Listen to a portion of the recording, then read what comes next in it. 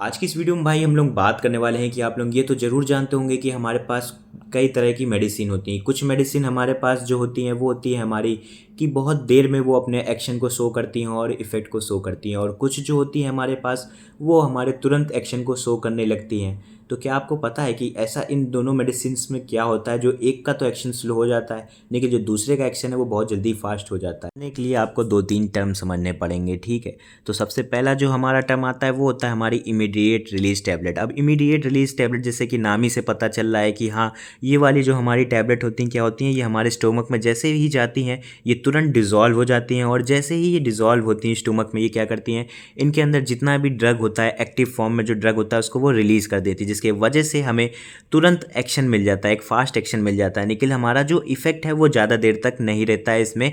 तो हम लोग क्या करते हैं कि एक दिन में 2-3 डोज लेते हैं।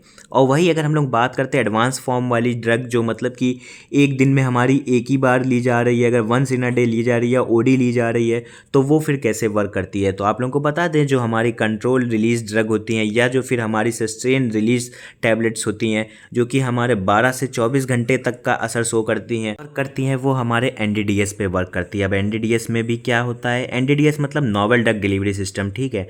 मतलब कि एक ऐसा ड्रग डिलीवरी सिस्टम कि हमारी जो ड्रग है वो एक एडवांस फॉर्म में अंदर जाए और अपनी इफिशियंसी है उसको ज़्यादा से ज़्यादा अमाउंट में वो शो करे, ठीक है। अब एनडीडीएस में भी वो कौन सा सिस्टम को फॉलो करती है, वो हमारी कंट्रोल ड्रग डिलीवरी सिस्टम को फॉलो करती है। मतलब कि जो हमारा ड्रग का रिलीज होता है उसको हम लोग कुछ मेथड को फॉलो करके कंट्रोल करते हैं। अब वो मेथड क्या है वो हम आपको बताते हैं। सबसे पहले आता है हमारा पॉलीमर मैट्रिक सिस्टम, ये फर्स्ट मेथड है हमारा। अब इसमें क्या होता है कि जो हमारी ड्रग होती है उसके अगल बगल एक लेयर बन जाती है, वो जेल लाइक पॉलीमर की लेयर होती है, जो कि क्या करता है, हमारे जो ड्रग होता है उसको वो वाटर के कांटेक्ट आने से रोकती है थोड़ी देर के लिए।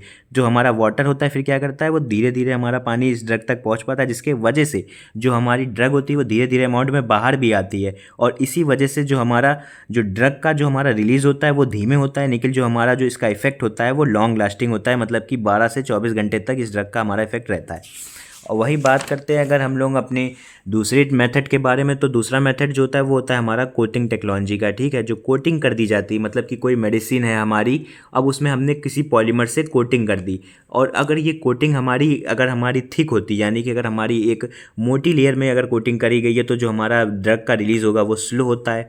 और अगर वही कोई पतली कोटिंग करी जाती है तो इससे क्या होता है कि हमारा ड्रग जो है फास्टर रिलीज हो जाता है। अब तीसरा जो मेथड होता है वो होते हैं हमारे ऐसे पंप, ये हमारे ऐसे पंप सिस्टम होते हैं जो कि क्या कहलाते हैं, हमारे ऑस्मोटिक पंप सिस्टम कहलाते हैं। अब ये हमारा सबसे एडवांस मेथड है, जो कि हमारा क्या होता है, इसके अंदर हमारे एक छोटे छोटे हमारे क्या होते हैं, एक होल बने होते हैं, ठीक है। अब इसमें क्या होता है, हमारा वाटर जाता है अंदर, और जैसे ही इसमें वाटर जाता है तो फिर यहाँ पे एक प्रेशर लगता है, ठीक है।